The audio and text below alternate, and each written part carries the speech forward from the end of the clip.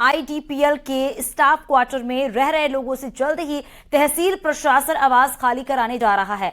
IDPL प्रशासन ने कई बार नोटिस दिया, फिर भी यहां रह रहे लोगों ने आवास खाली नहीं किए हैं। अब भूमि राज्य सरकार को ट्रांसफर हो गई है। तहसील प्रशासन ने इस पर कार्रवाई शुरू कर दी है। हालांकि अभी भी रह रहे लोग खाली करने का विरोध कर रहे हैं। पूर्व मुख्यमंत्री हरीश रावत भी इन लोगों को अपना समर्थन दे चुके हैं। देहरादून के जिलाधिकारी ने कहा है कि अगर किसी के पास उसकी भूमि होने के सबूत हैं तो तहसील प्रशासन को प्रस्तुत करे, अन्यथा प्रशासन को जल्द से जल्द आवास खाली कराने हैं।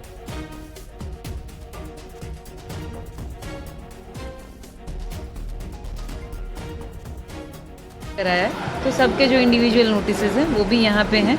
उसके अलावा भी जो आदमी वहाँ रह रहा है या जो वहाँ पे अध्यासी हैं, अगर उनके पास कोई डॉक्यूमेंट है जो ये कहता हो कि नहीं उनकी ज़मीन है या उनका मकान है, तो हम उसको भी देख लें। लेकिन जब वो भी कोई डॉक्यूमेंट प्रोड्यूस नहीं कर पा रहे हैं और आईडीपीएल जो उस ज़मीन का ओनर था वो कह रहा है कि नहीं इसको एविक्ट कराया जाए, तो हम तो जो उनके द्वारा जो हमें रिप्रेजेंटेशन आया है उसी पे आगे कार्रवाई करवाएं। प्रोसेस ऑन गोइंग है, डेली निकल रहे हैं, कुछ एरिया हम लोग डेली। और सहयोगी आशीष हमारे साथ जुड़ गए हैं। आशीष, जरा बताइए आईडीपीएल कब्जाधारियों पर अब किस तरह से कार्रवाई की जाएगी आगे? जी बिल्कुल, काफी समय से जो तहसील प्रशासन है वो खाली कराने के लिए खाली कराने के लिए कोशिश कर रहा था, लेकिन आवास खाली नहीं हो रहे थे। अब राजनीतिक रंग रूप भी इसने पूरे धरना प्रदर्शन ने ले लिया है। फिर भी अभी कल ही डीएम ने मीटिंग करके पूरे अधिकारियों को बोला है कि किसी भी तरह से जल्दी आवास खाली कराएं। अभी तक प्रशासन ने 24 आवासों को आईडीपीएल से खाली करा लिया है और जो कब्जेधारी हैं वो लगातार विरोध कर रहे हैं कि हम जाएं तो जाएं कहां। लेकिन डीएम का कहना है अगर किसी के पास भी इस तरह के साक्ष्य मौजूद है कि वो उसकी जमीन है तो उस पर हम सोचेंगे, विचार करेंगे, लेकिन जो वहां रह रहे हैं उनको आवास खाली करना पड़ेगा। और आवास खाली करने के बाद यहां पर सरकार जो है जल्दी कुछ निर्माण कार्य करने जा रही है, जिससे G20 टाइप की जो बड़ी मीटिंग है वो यहां पर हो सके और एक अच्छा सा सेंटर यहां पे बन सके। जी आशीष, सवाल ये भी है कि 200 लोग हैं पूरे और 200 लोग भी हंगामा कर रहे थे, विरोध कर रहे थे जगह को खाली करने को लेकर। अब ये 200 लोग जाएंगे कहां? इससे पहले हमने हल्द्वानी में रेलवे की तरफ से देखा कि कहा गया कि जमीन रेलवे की कब्जा किया गया है। उससे पहले जोशीमठ में किस तरीके से लोग मजबूर हो गए थे वहां से जगह खाली करने के लिए। आखिर ये पूरे उत्तराखंड में हो क्या रहा है? जी बिल्कुल, बात तो यह है कि वो जाएंगे कहां, लेकिन अगर हम बात करें सरकारी भूमि में आईडीपीएल प्लांट चल रहा था जो लगभग काफी साल पहले बंद हो चुका है, लेकिन उसकी भूमि में जो कर्मचारी थे वो अपना आवास को खाली नहीं कर रहे थे।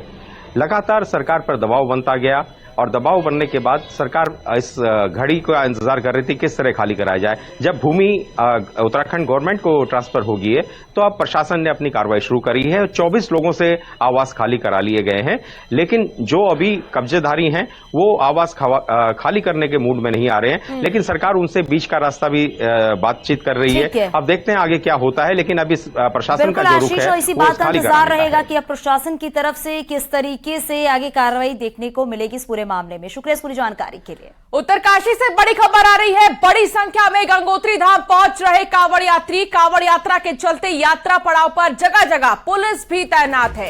यात्रा पड़ाव पर स्वास्थ्य सेवा के पुख्ता इंतजाम है। डेंजर पॉइंट पर एक्स्ट्रा पुलिस की व्यवस्था की गई है। गंगोत्री घाट और भोजवासा में एसडीआरएफ तैनात है। जिले में रात भर तेज बारिश हुई है। मौसम का मिजाज बदला हुआ सा है और हरिद्वार में खास तौर पर गंगा का जलस्तर भी बढ़ चुका है, जहां से अक्सर कांवड़िए जल उठाते हैं और यहां पर प्रशासन की तरफ से पुख्ता इंतजाम किए गए हैं।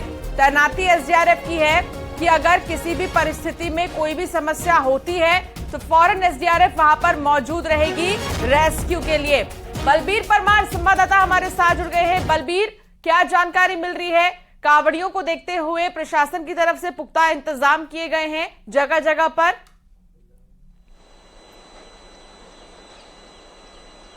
बिल्कुल, जिस तरह से कांवड़ यात्रा शुरू हो गई है और बड़ी संख्या में गंगोत्री धाम जो कांवड़ यात्री है वो पहुंच रहे हैं और कांवड़ यात्री गंगोत्री धाम तो पहुंच ही रहे हैं, पर इसके अलावा जो गोमुख है वहां तक कांवड़ यात्री पहुंच रहे हैं। 150 की संख्या में गंगोत्री नेशनल पार्क से अनुमति मिलती है, तो 150 की संख्या में जो कांवड़ यात्री है वो गोमुख तक पहुंच रहे हैं। तो कह सकते हैं कि इसको देखते हुए जो प्रशासन है, जो पुलिस है, उन्होंने पुख्ता इंतजाम किए हुए हैं, क्योंकि लगातार जनपद में बारिश भी हो रही है। आज अभी भी हल्की बारिश है और रात भर बारिश हुई थी और डेंजर जो पॉइंट है वहां पे अतिरिक्त पुलिस बल की व्यवस्था की गई है, ताकि अगर पहाड़ी से भूस्खलन होता है तो कांवड़ यात्रियों को जगह जगह पे रुकाया जा सके। इसके अलावा 4 सचल जो एम्बुलेंस है वो जगह जगह तैनात की गई है कि जो कांवड़ यात्री है उनको स्वास्थ्य को ध्यान में रख के ये सुविधा बनाई गई है। और ये कह सकते हैं कि आने वाले दिनों में जिस तरह से कांवड़ यात्रा शुरू हुई है तो ये संख्या और बढ़ सकती है। एसडीआरएफ की व्यवस्था भोजवासा और गंगोत्री घाट में प्रशासन के इंतजाम पुख्ता है। बहुत शुक्रिया बलबीर जानकारी साझा करने के लिए। चमोली जनपद में लगातार बारिश का दौर जारी है। कल देर रात से चमोली जनपद में मूसलाधार बारिश हो रही है, जिससे कि बद्रीनाथ राष्ट्रीय राजमार्ग पर बाजपुर छिनका हाथी पर्वत लामबगड़ के पास मलबा आ गया है। हालांकि हाथी पर्वत के पास सड़क को खोल दिया गया है, लेकिन अन्य जगहों पर सड़क मार्ग बाधित हैं, जिसे खोलने का काम जारी है। लेकिन लगातार हो रही बारिश से सड़कों पर मलबा गिरने का सिलसिला भी जारी है।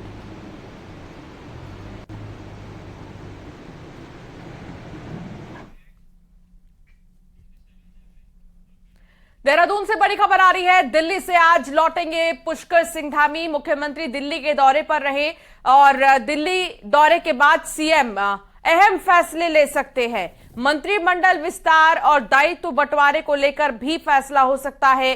भाजपा के राष्ट्रीय अध्यक्ष जेपी नड्डा से मुलाकात के बाद चर्चा तेज है कि कई बदलाव उत्तराखंड में देखने को मिल सकते हैं, भले ही वो विकास की जो परियोजनाएं हैं उनमें हो या फिर पार्टी में, यानी कि मंत्रिमंडल में भी कुछ बदलाव देखने को जरूर मिलेगा। आपको बता दें कि मुख्यमंत्री पुष्कर सिंह धामी ने मंगलवार को नई दिल्ली में बीजेपी के राष्ट्रीय अध्यक्ष जेपी नड्डा से मुलाकात की। दोनों नेताओं के बीच शिष्टाचार भेंट हुई। इस दौरान संगठन और सरकार को लेकर कई मुद्दों पर बातचीत हुई। प्रदेश में इसी साल प्रस्तावित निकाय चुनाव और इसके बाद लोकसभा चुनाव 2024 को लेकर भी दोनों नेताओं के बीच बातचीत हुई है। तो सीएम ने यूसीसी लागू करने की दिशा में सरकार द्वारा उठाए गए कदमों से भी राष्ट्रीय अध्यक्ष को अवगत कराया था। और इससे पहले सीएम पुष्कर सिंह धामी केंद्रीय गृह मंत्री अमित शाह से मुलाकात की थी। उसके बाद प्रधानमंत्री नरेंद्र मोदी से भी शिष्टाचार मुलाकात हुई और पीएम मोदी को बाबा नीम करोड़ी का चित्र और उत्तराखंड का बासमती चावल भी भेंट किया। और इसके साथ ही प्रधानमंत्री को दिसंबर में होने वाले निवेशक सम्मेलन के लिए भी आमंत्रित किया गया। दोनों नेताओं के बीच करीब 2 घंटे बातचीत हुई है। हालांकि ये जो तस्वीर आप देख रहे हैं, जब जेपी नड्डा से मुलाकात हुई, हालांकि इस दौरान कई ऐसे अहम मुद्दे हैं जिनको लेकर बातचीत हुई है, चर्चा हुई है।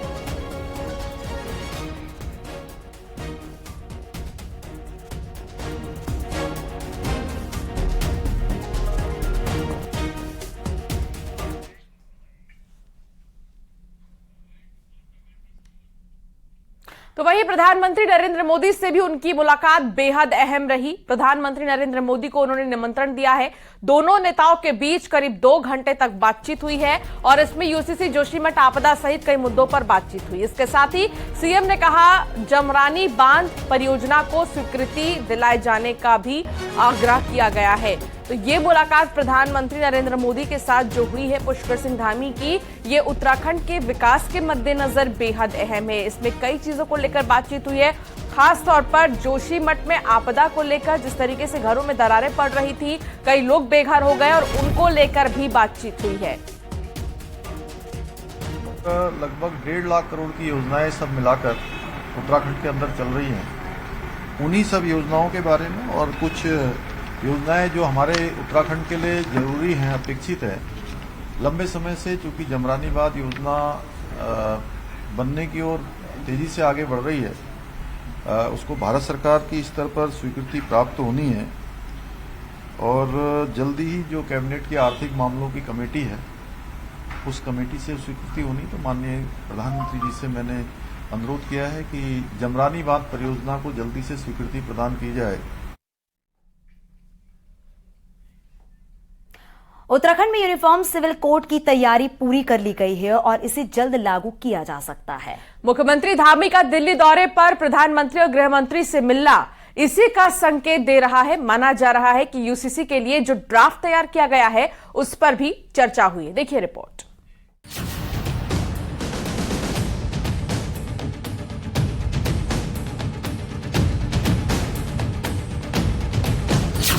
बरसों इंतजार के बाद वो घड़ी करीब आ गई है जब देश में सबके लिए एक समान कानून होगा और इसके लिए बैठकों का दौर भी खत्म हो चुका है और मंथन में निकला है एक देश एक कानून का सार, क्योंकि अब उत्तराखंड के साथ ही देश भी यूसीसी के लिए तैयार है।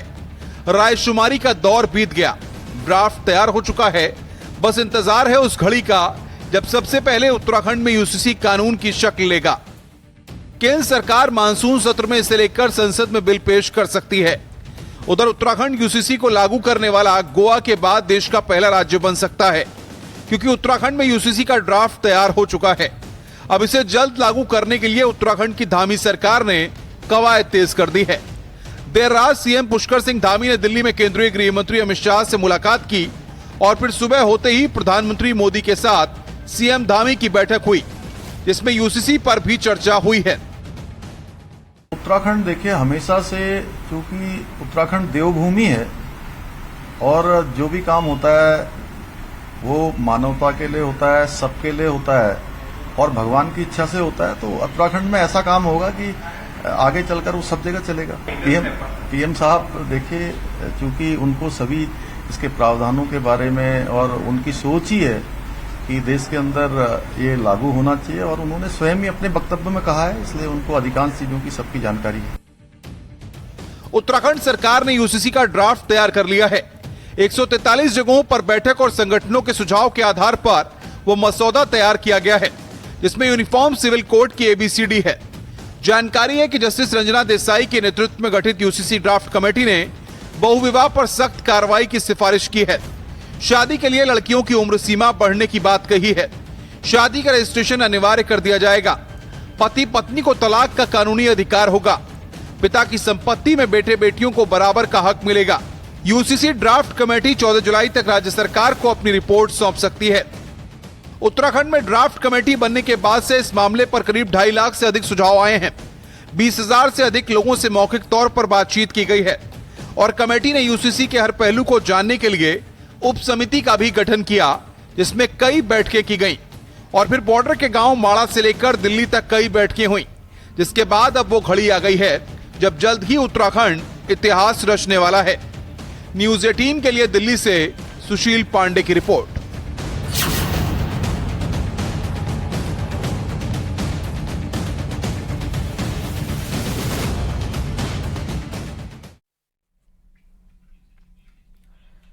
यूनिफॉर्म सिविल को लेकर धामी सरकार पूरी तैयारी कर चुकी है और अब आगे क्या हो सकता है वो भी समझिए। ड्राफ्ट सरकार को मिलने के बाद इसे कैबिनेट की बैठक में लाया जा सकता है और कैबिनेट से मंजूरी मिलते ही कानून को लागू करने की तैयारी होगी। कानून लागू करने के लिए सरकार के पास 2 विकल्प हैं। या तो विधानसभा का स्पेशल सेशन बुलाकर सदन से कानून पास कराया जा सकता है। दूसरा विकल्प है अध्यादेश लाकर सरकार तुरंत कानून लागू कर सकती है और फिर बाद में विधानसभा से कानून को पास कराया जा सकता है। 7 जुलाई को धामी सरकार की कैबिनेट की बैठक होनी है, जबकि 15 जुलाई को केंद्रीय गृह मंत्री अमित शाह का उत्तराखंड दौरा है।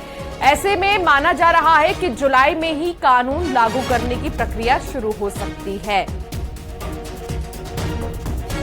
यदि सरकार का ये मत हो कि इसको तत्काल प्रभाव से लागू करने की आवश्यकता है और विधानसभा का सत्र नहीं चल रहा है, assembly is not in session, तो उसे ऑर्डिनेंस के रूप में सरकार ला सकती है। तो ऑर्डिनेंस का भी प्रभाव कानून का ही है।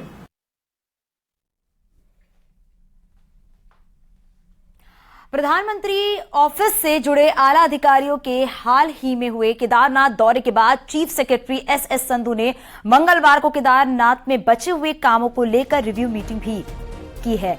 तय हुआ है कि केदारनाथ में रात को अब ज्यादा वर्कफोर्स लगेगी ताकि काम समय से हो सके। गौरतलब है कि 2013 की आपदा के बाद केदारनाथ में चल रहे पुनः निर्माण कामों को प्रधानमंत्री कार्यालय सीधे मॉनिटर करता है।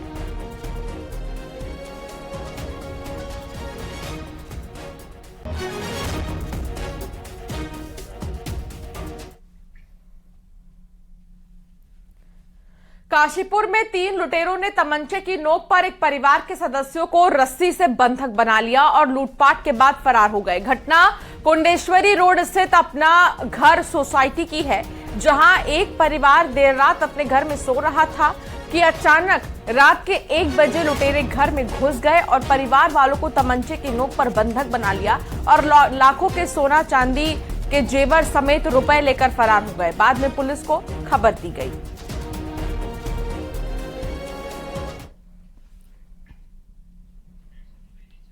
और यहां रुकेंगे छोटे से ब्रेक के लिए। खबरों का सिलसिला जारी रहेगा।